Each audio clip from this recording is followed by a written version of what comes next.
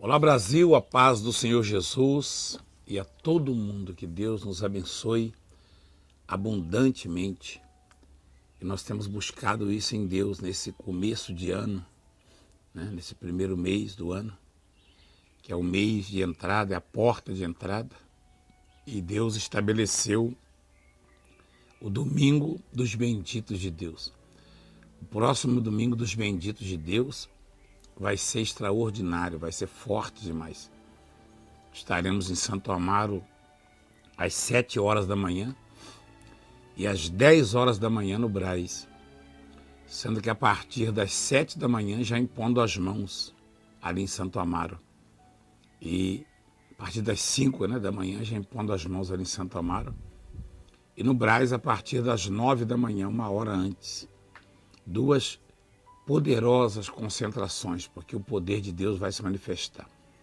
Eu quero chamar você que está cansado, você que está aflito, você que está preocupado, e também você que conhece a Deus, você que desenvolveu a sua salvação e desenvolveu uma aliança, uma amizade com Deus. Jesus chama de amigos, aqueles que o buscam, também sem interesse, sem necessidade aparente, porque na verdade todos dependemos de Deus. Só que não é todo mundo que se aproxima dele para pedir, tá? Não é todo mundo que precisa de cura ou precisa de prosperidade, dinheiro, precisa resolver problemas assim, assado. Não. Todos enfrentam problemas, mas uma boa parte procura Deus para glorificá-lo, agradecê-lo, demonstrar gratidão, o amor que tem por ele. Na verdade, uma amizade, E aí, quando essa amizade ela se forma, ela se desenvolve com Deus, com Jesus Cristo, no momento da aflição, da necessidade, Deus se apresenta com urgência na vida do homem. Foi assim com Lázaro, com a família de Lázaro, Marta, Maria. Eu queria mostrar para você aqui no livro de João, no Evangelho de João, no capítulo 11, diz assim, a ressurreição de Lázaro. Olha só. Estava enfermo Lázaro de Betânia, da aldeia de Maria e de sua irmã Marta. Esta Maria, cujo irmão Lázaro estava enfermo, era a mesma que ungiu com um bálsamo o Senhor e lhe enxugou os pés com os cabelos. Você lembra dessa história, dessa passagem, quando Jesus foi convidado para um jantar, para uma festa, E Jesus, então, estava ali à mesa como convidado, e aquele homem que convidara Jesus era um empresário, um fariseu conhecido na cidade. E ele recebeu Jesus da mesma forma que recebia todos. Ou seja, não deu o devido valor e importância. Tá? E aquela mulher entra na festa sem ser convidada, porque ela sentiu o desejo de estar junto de Jesus. Ela tinha muitas necessidades na vida dela. Na verdade, ela era uma pecadora, ela vivia uma vida desregrada. E ela queria estar com Jesus. E ao invés de pedir alguma coisa, pedir mudanças, pedir libertação, pedir cura, pedir prosperidade, ela pegou um perfume que ela tinha e ungiu Jesus. E ela chorava aos pés de Jesus ali e derramava suas lágrimas lavando os seus pés. Ela lavava os pés de Jesus. Olhava os seus pés, ela os enxugava com os cabelos. Essa mulher estava, de alguma maneira, querendo tocar o coração de Jesus. E essa amizade, esse interesse de Deus, ou seja, de Jesus por ela e pela sua família, nasceu ali. Na maneira como Jesus foi tratado, foi visto por ela. Tá? Porque nós temos ensinamentos na Bíblia de que Deus, ele quer ser reconhecido como tal. Ele quer que seja dado a ele o devido valor e importância. E nós somos para Deus o que ele é para nós. Qual é a importância que você tem para Deus? No conceito dele, na ótica dele, você representa o quê? O que ele representa para você? Se ele é prioridade na sua vida, se ele tem muita importância na sua vida, se você tira o tempo para buscá-lo, para adorá-lo, para agradecê-lo, ou seja, se você investe na sua relação com Deus, então você também torna-se prioridade para ele. Você passa a ser importante demais para ele. E ele tem ciúmes de você, ele protege você, ele investe em você. Quando Deus investe em alguém, quando Deus investe no homem, há um crescimento. Né? Esse homem se destaca. Ele pode ser um desvalido. Né? Aliás, talvez você conheça um pouco da minha história. Né? Eu não nego a minha insignificância, a minha origem, tá? O meu passado. Pelo contrário, é sabido de todos. Todos que me conhecem também a minha história, ou pelo menos um pouco dela. Do grau de dificuldade que eu tinha até para me alimentar, para me vestir, para repousar, para reclinar a cabeça. Eu não tinha morada certa, eu não tinha amigos, eu não tinha recursos, nem para o alimento. Eu não tinha. E eu me lembro muito bem, quando eu conheci a Francileia, né, a bispa, havia uma preocupação grande da parte da família dela, principalmente da mãe, que perguntava: você mora onde? Você tem casa? Você tem emprego? Sua família, quem é? E era muito difícil para mim responder, porque a minha família, ela se dispersou, né, com a morte da minha mãe, quando eu tinha 12 anos de idade.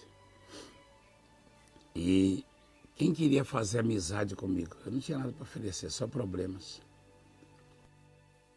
Por isso que eu sou muito apegado a uma passagem, na verdade sou apegado à Bíblia, mas é uma passagem especial, que é no livro de Mateus, no capítulo 11, versículo 28, onde Jesus fala: vinde a mim, todos vós que estáis cansados, oprimidos e sobrecarregados.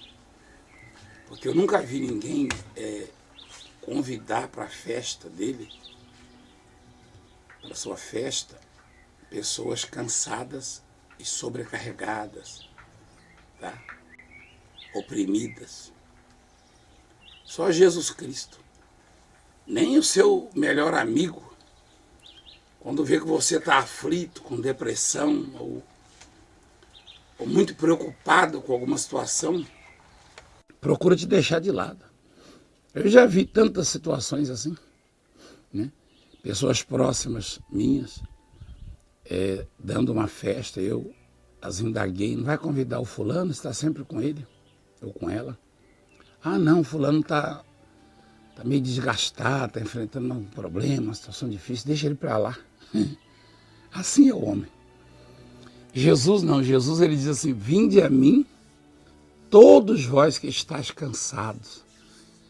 Procura ficar perto de alguém que está cansado, oprimido ou sobrecarregado de problemas.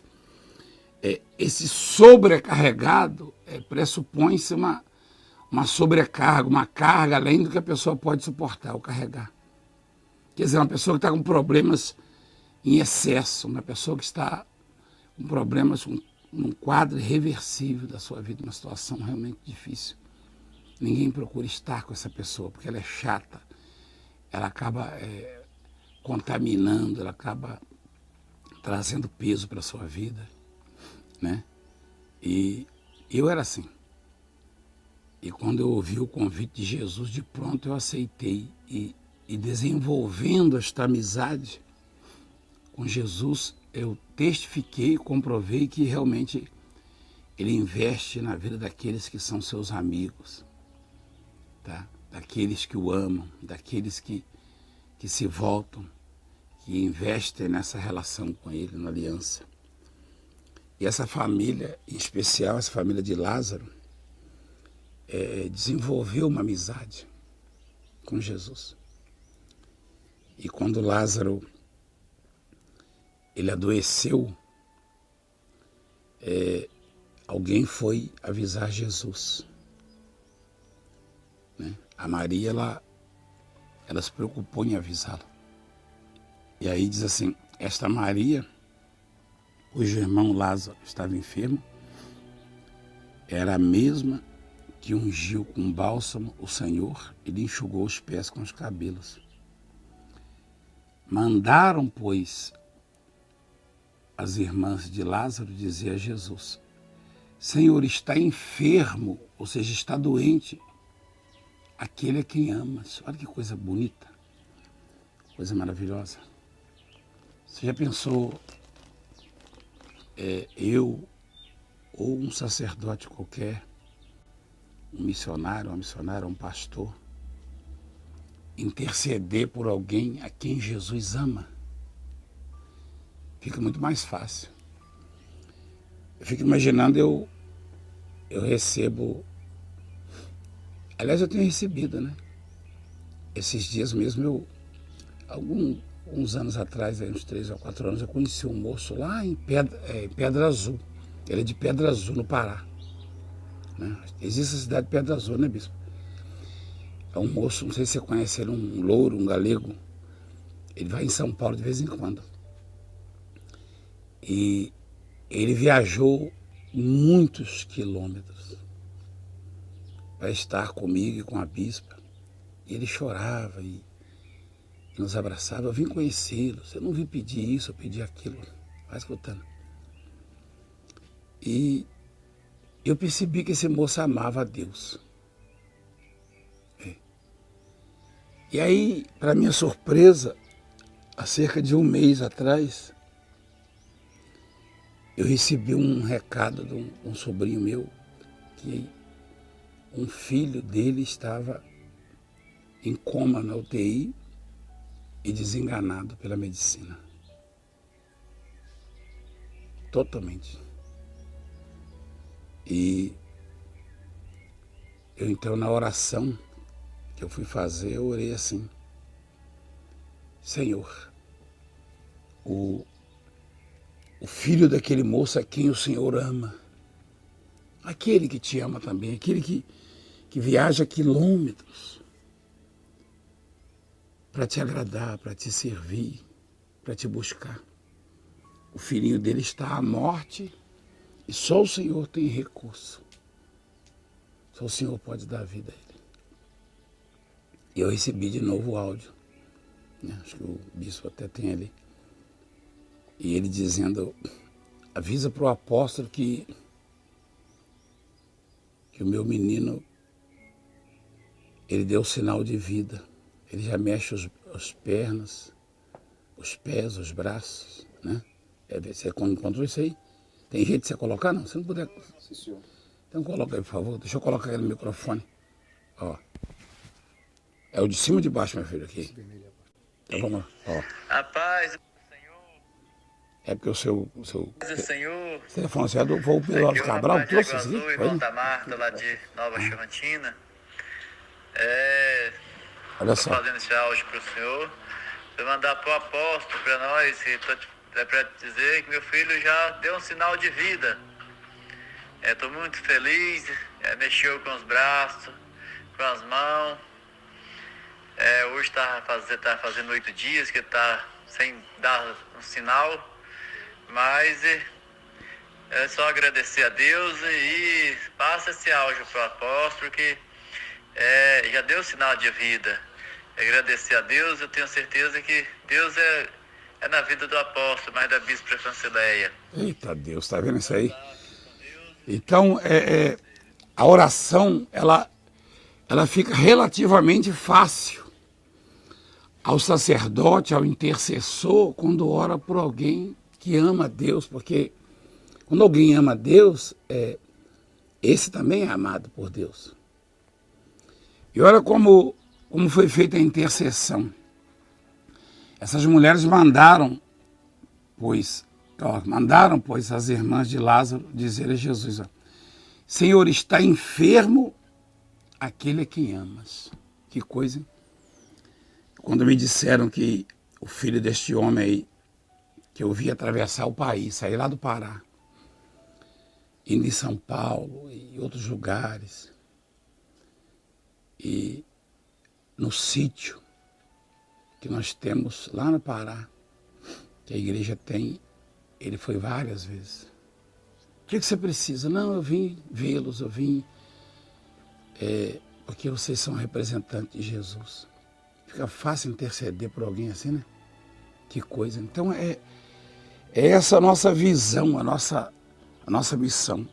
Eu chamo os bispos, eu reúno os bispos para isso, para mostrar para eles que não é fazendo campanhas loucas na igreja que a igreja vai ficar cheia e de um povo fortalecido, não. Eu acho que os bispos e pastores desse ministério, esposas, já devem ter percebido que quando as pessoas dão testemunho na igreja deles, em suas respectivas igrejas, em seus respectivos estados, elas dizem o seguinte: olha, eu aprendi com o apóstolo a amar a Deus. Eu já ouvi isso tantas vezes. Isso alegra meu coração, porque eu não faço milagre. Não. Eu não trago codornizes da banda do mar para matar a fome do povo. Eu não faço maná cair do céu. Eu não faço chover. Não, eu sou um sujeito como você. Mas eu aprendi que, amando a Deus, Ele vai me amar. Investindo em Deus, Ele vai investir em mim. Tá? Você lembra? Porque eu começo a pregar assim, aí vira estudo bíblico, né? Eu fico meio preocupado, porque eu não tenho muito freio quando eu começo a pregar, mas a inspiração, né? Eu sou tão apaixonado pela palavra, eu durmo tarde por causa disso, que eu fico conversando com a Bíblia. E ouvindo-a. E Deus me deu agora aquela passagem quando o rei Assuero, se eu não me engano, ele chamou o segundo dele, acho que é o Ramã, né? Aquele bandido político bandido, né? Aquele não passava uma delação premiada de jeito nenhum, né? Lembra? O que queria enforcar o Mordecai? O rei chamou e falou assim: o que deveria ser feito? Você que é o meu braço direito aqui, me diga uma coisa. O que deveria ser feito com aquele a quem o rei deseja honrar? E ele pensou que era ele, é claro, pretensioso e vaidoso, né? Isso é do ser humano. O ser humano que se julga acima da média, acima dos outros, ele acha que tudo é para ele. E ele falou: deve botar o anel do rei, né? Um anel melhor do que isso. Não sei se melhor, né? Porque hoje a tecnologia está avançada, mas o cavalo do rei, a roupa do rei, puxar na praça e o povo glorificá-lo. Ele falou. O rei falou: então você pega o Mordecai, o judeu, que ele era estrangeiro, hein? E faça isso com ele. Mas qual é o significado dessa palavra? O significado dessa palavra é que o rei é Deus. Deus é o rei. Tá? E o Mordecai sou eu, é você, a quem o rei deseja honrar. Só que entre o rei que está com a nossa honra, tá? Com a nossa moção, com a nossa medalha, com o nosso diploma. E nós tem um Ramã, ou seja, tem um demônio, tem um empecilho no caminho. No caminho de cada um existe alguém morrendo de inveja. E no caso do Mordecai era alguém extremamente investido de autoridade e capacitado, entre aspas, e renomado, e, enfim, podia mandar prender, soltar, matar, perdoar. Então o grau de dificuldade daquele homem era tremendo, do Mordecai. Para o Mordecai ser honrado pelo rei era muito difícil, porque ele era estrangeiro. Ele vivia ali como bobo da corte, sentado lá de fora ali do palácio do rei. E o outro não, o outro estava junto do rei. O outro era o porta-voz do rei. O outro chegava para o rei e falava: rei, tal comunidade tem que ser extinta. O rei falava: tá bom, é só a palavra. Então, como conseguir vencer? O que pesava a favor do Mordecai é que o rei desejava honrá-lo, porque descobriu que a vida do rei foi salva por ele. Numa trama. Tá? Alguém queria, dois homens tramavam para matar o rei e ele o viu e avisou e salvou o rei. Foi escrito no livro, né, da história do rei, só que ninguém apontou quem era. Até que um dia, quer dizer, o Mordecai era... O rei não sabia quem era Mordecai, mas Mordecai era amigo do rei. Né? Você e eu, nós temos vantagens em relação a Mordecai, porque se nós somos amigos de Deus, se nos tornarmos amigos de Deus, ele, muito mais do que aquele rei, Assuero, ele sabe quem somos e o grau de amizade que temos por ele. Quer dizer, a sua qualidade de vida, a sua mudança, o seu bem-estar, a sua conquista, o seu sucesso não está no Valdemiro, na Franciléu, em quem quer que seja, no profeta A, B ou C, nessa ou naquela placa de igreja. Isso é besteira. Tem líder de igreja que não entende por que eu ensino desta forma, porque aparentemente, teoricamente, isso aí não atrai público para a igreja. Eu não estou preocupado em atrair público para a igreja, estou preocupado em levar você a ter uma amizade com Deus, uma relação forte com Deus, uma aliança com Deus, porque a minha recompensa ela virá de Deus, não virá de você. E você vai ter qualidade de vida, e você vai ter a sua salvação. Você vai viver, vai prosperar, vai vencer as dificuldades, vai conseguir milagres extraordinários. Tá?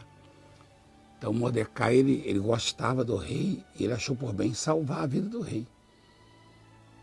Frustrar o plano daqueles assassinos. E mais tarde, muito mais tarde, isso veio à tona. E o rei então desejou honrá-lo. Olha só. Mas esse rei, isso aí na verdade é fato, isso ocorreu. Mas para nós é como se fosse uma figura, né, na linguagem bíblica, para nos abençoar, porque o rei da glória, o nosso rei é Deus. E nós somos o Mordecai. Nós somos aqueles a quem Deus, o rei, deseja honrar. Deus deseja honrar você. Então existem empecilhos, barreiras, dificuldades, adversidades. E o que aconteceu com o Mordecai? O Ramã, que havia feito até uma forca, né, para ele, porque ele era um judeu atuante, embora ficasse ali do lado de fora, não podia entrar. Ele intercedia pelos hebreus, pelos judeus. Estavam ali no exílio, né? E aí ele teve que puxar o cavalo do rei com o Mordecai em cima, com as vestes do rei, anel. Olha que maravilha. Imagina você com as vestes do rei, né? Do rei Jesus, o anel do rei, né? Você sabe qual é o simbolismo, o significado espiritual disso? Diz a Bíblia que ele, Deus, ou seja, Jesus é dono de todo o ouro e toda a prata. Então botar as roupas do rei Jesus significa ter a herança, a riqueza de Deus na sua vida. E o anel, não sei se você sabe o significado do anel. O anel do rei, ele simboliza o selo, a confirmação de uma lei, de um decreto. Uma vez selando com o anel, como o rei entregou o anel dele, o faraó, ao José. Porque o rei não precisava dizer nada, ele selava com o anel. Todas as pessoas que dependiam de um decreto, de uma lei, de um parecer favorável do rei, ficavam esperando o rei selar com o anel.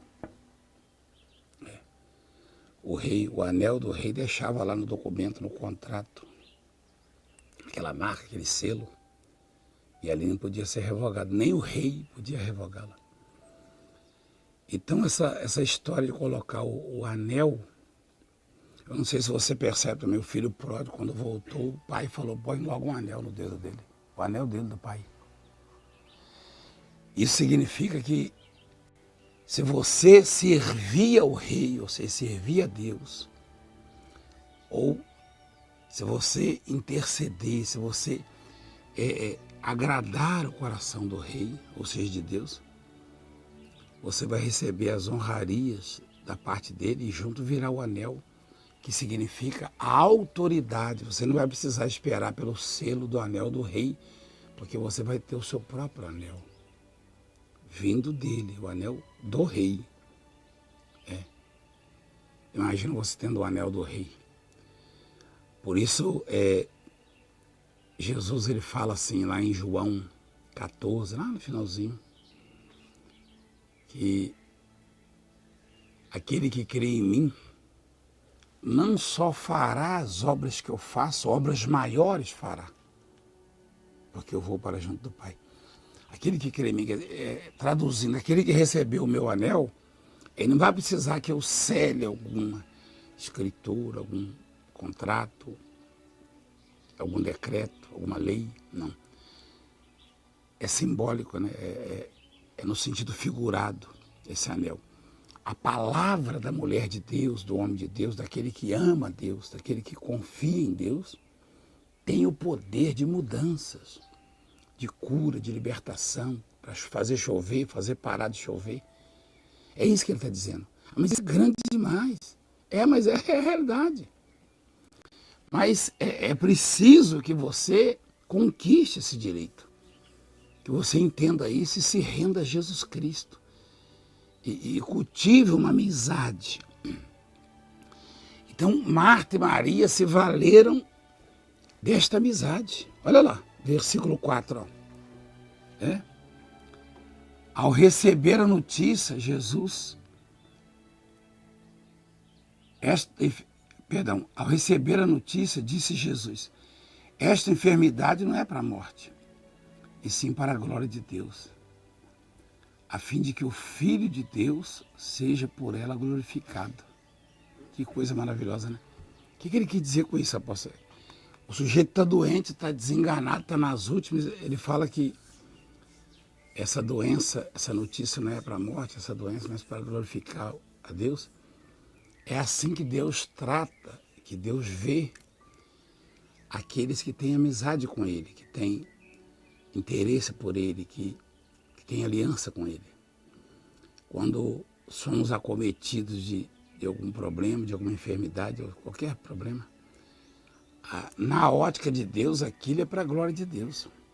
A não ser que a gente desista, que a gente não entenda isso, não tenha conhecimento e não se lance aos pés dele. Você que está vivendo uma adversidade, um problema crônico, uma situação, humanamente falando, impossível de se resolver. Se você fizer de Deus o seu bem maior, Se você entender que precisa, que depende dele, amá-lo acima do seu marido, da sua mulher, dos seus filhos, dos netos, dos bisnetos, dos seus bens, se você entender a importância que ele tem, o valor que lhe é devido, se você der a ele, qualquer situação adversa na sua vida é assim que ele vai ver, é assim que ele vai dizer. Ele vai dizer, não, esse problema aí é para a glória de Deus. Dito e feito.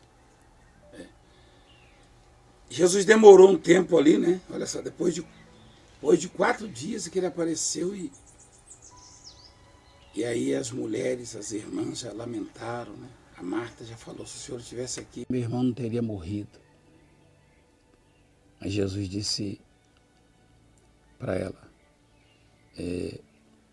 eu sou a ressurreição e a vida.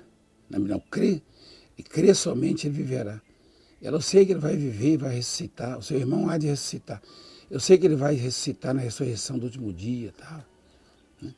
E aí Jesus disse para Marta, eu sou a ressurreição e a vida, quem crê em mim, ainda que morra, viverá, no versículo 25. E todo que vive e crê em mim, não morrerá eternamente. Crês isto? Aí ela falou, eu creio, mas é na ressurreição, quando vier o Filho de Deus, né? Ou seja, o Senhor, na sua segunda vinda. E Jesus pediu que levasse até o túmulo. E aí tinha muita gente lá chorando, lamentando. Porque para aqueles ali eram todos crentes, né? Mas eles lamentavam. Hoje em dia não é diferente, não é? Boa parte dos crentes em Deus vive lamentando perdas. Em Deus, de buscar em Deus, de acreditar no impossível. É mais fácil lamentar perda, murmurar, reclamar. Isso aí ocorre com bispos, pastores, etc. Enfim, boa parte dos crentes vive lamentando, reclamando da vida. E não é isso que Deus quer, não é isso. Ele não gosta disso. Ele quer que ao invés de lamentar, que o busquemos, que acreditemos nele, que esperemos nele. E aí, ele viu o povo chorando ali e chorou também. E dirigiu a palavra a Marta, ele falou, Marta, retirai a pedra. Uma pedra estava na boca do túmulo, né? Uma pedra redonda, costume dos judeus. Essa pedra ela era extremamente pesada. Um homem sozinho não conseguia removê-la. E a palavra de Jesus foi dirigida a Marta, uma mulher, portanto, fisicamente falando, mais frágil, né? Embora há movimentos, e a mulher, ela contesta, a sua grande maioria contesta isso, mas fisicamente falando, a natureza do homem é mais forte do que a da mulher. Não emocionalmente ou espiritualmente, porque isso aí depende do grau de comunhão com Deus. Há homens fortes nessa comunhão com Deus, como também há mulheres fortes, e biblicamente falando, nós entendemos isso. Mas fisicamente, o homem supera. Isso não é regra, né? Não. Mas é a grande maioria. Então, o que eu entendo quando Jesus, ao invés de falar com os outros parentes e os homens que ali estavam, os próprios discípulos, normalmente ele pedia para os discípulos. Lembra a multiplicação dos pães? Ele pediu para os discípulos. Pediu pão para os discípulos. Pediu o lanche, né? Tem alguma coisa aí e tal. E na hora de repartir, não foi para os discípulos. Por que ali ele pediu para Marta? Porque era a principal interessada. E essa pedra a ser removida, que o próprio Jesus podia removê-la com um olhar, não era aquela pedra física que estava no túmulo, não. Aquilo ali era só uma figura. Ele falava da dúvida que Marta demonstrou quando ele chegou ali para fazer o milagre, para visitar o que era amigo dele e que já estava morto há 4 dias. Ele falou: Marta, retirai a pedra. E ela respondeu: já cheira mal, Senhor. Já é de 4 dias. Quer dizer, já está podre. E Jesus então insistiu: não temas, Marta. Crê somente. Não te disse eu, se creres verás a glória de Deus. Quer dizer, a pedra, o empecilho, todo mundo tem, ou está sujeito.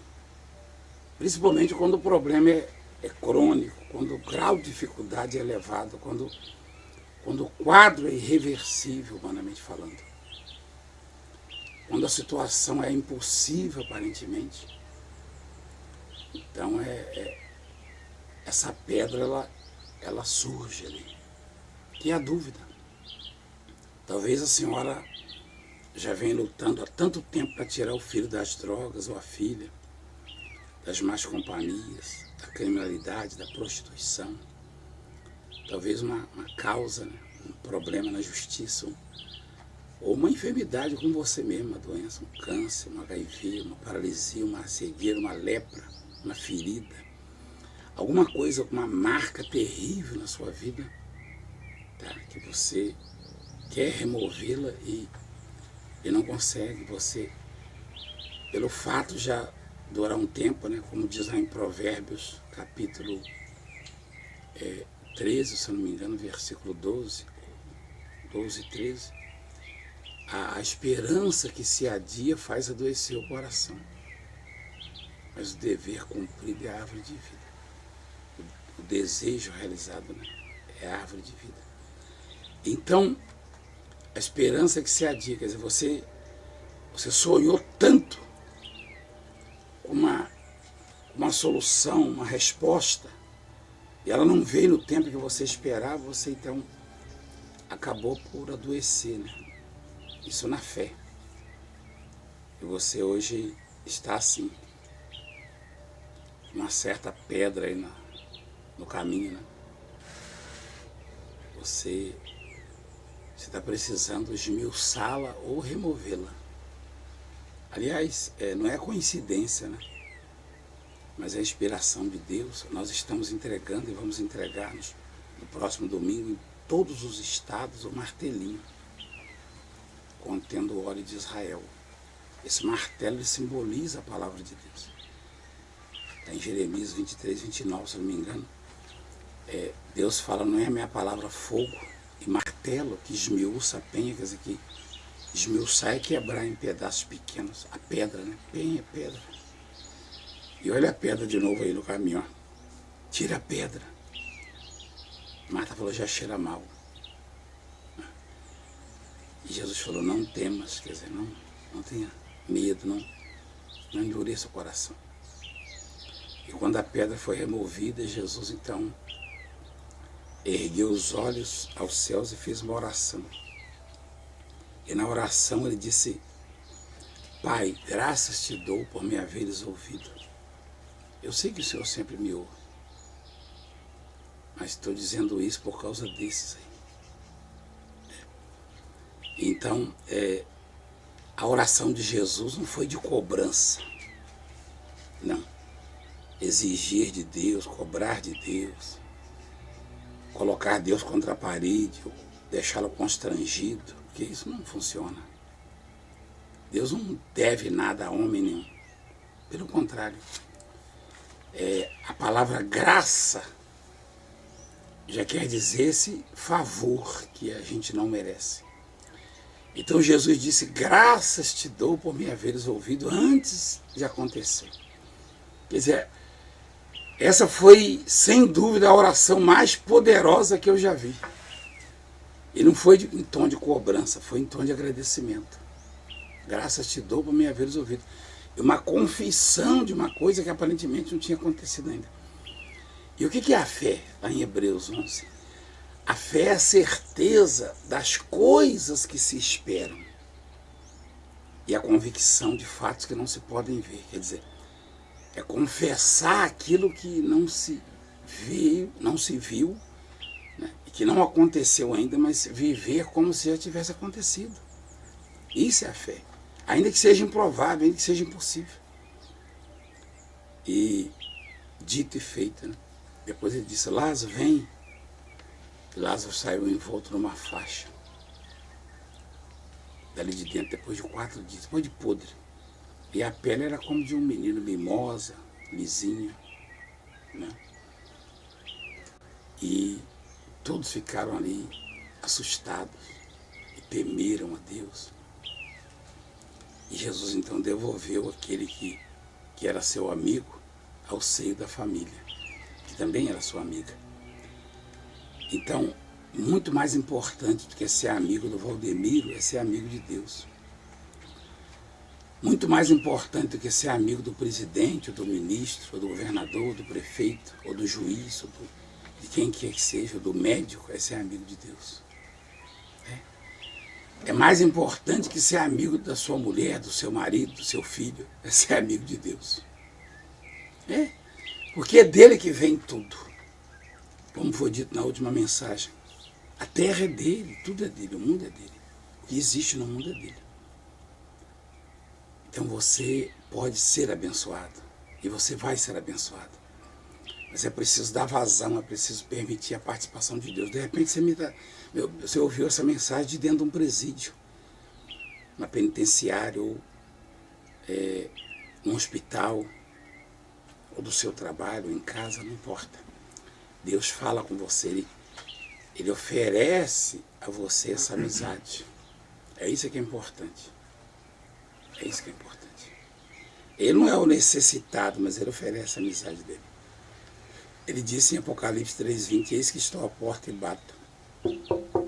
Se alguém ouvir a minha voz e abrir a porta, eu entrarei em sua casa e cearei com ele. Ceia não é para estranhos, né? Ceia é para os amigos, não é verdade? É para os íntimos. Você fez ceia no último Natal, se fez, foi para os da família, né? Ou para os mais chegados.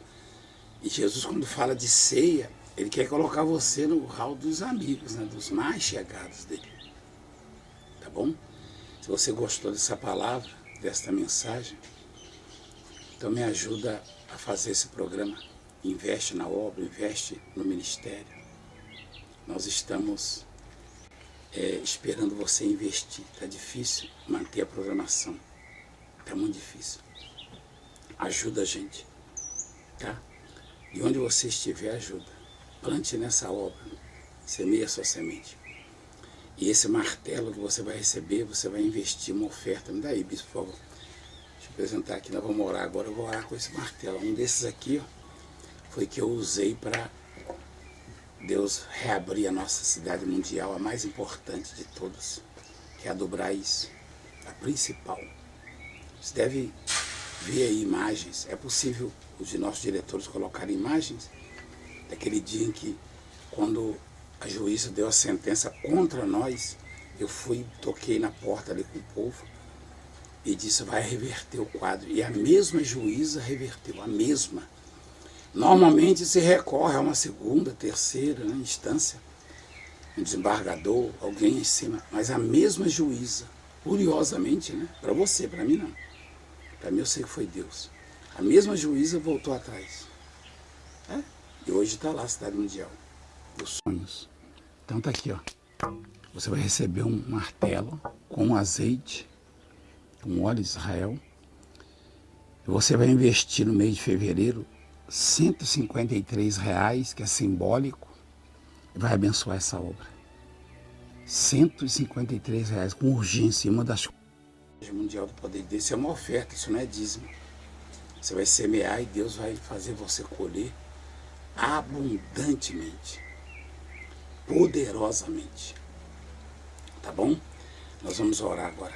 Nós aguardamos. Se você quer se tornar um dizimista fiel da obra, eu queria que você fizesse um voto com Deus, né, dizendo que tudo que Ele te der, Ele vai dar muito.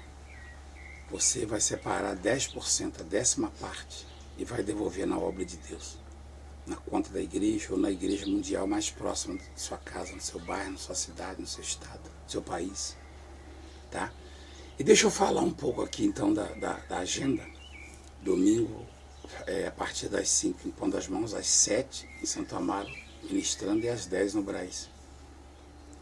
E no dia 2 de fevereiro, que vai ser no sábado, nós estaremos reinaugurando a nossa cidade mundial ali em Curitiba, que também é fruto de uma decisão de Deus através do martelo. Né? Deus reverteu o quadro.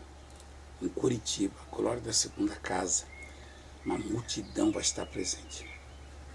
Obreiros, pastores e bispos, jovens e católicos, e espíritas e evangélicos de outras denominações. Vai ser como você nunca viu. E olha que você já viu milagres ali. Leprosos, cegos, você já viu coisas grandiosas. E nós estaremos no dia 10 de fevereiro, eu vou estar em São Paulo, 7 da manhã, e no Santo Amaro, 10 no Brás, e às 18 em Goiânia, Goiás. Às 18 em Goiânia, Goiás. Vai ser no domingo, tá?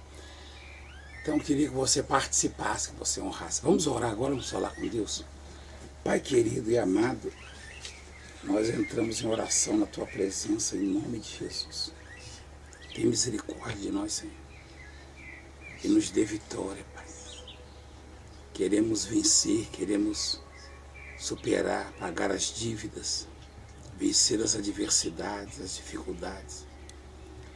E nós pedimos que haja milagres, que haja cura, libertação, transformação de vidas.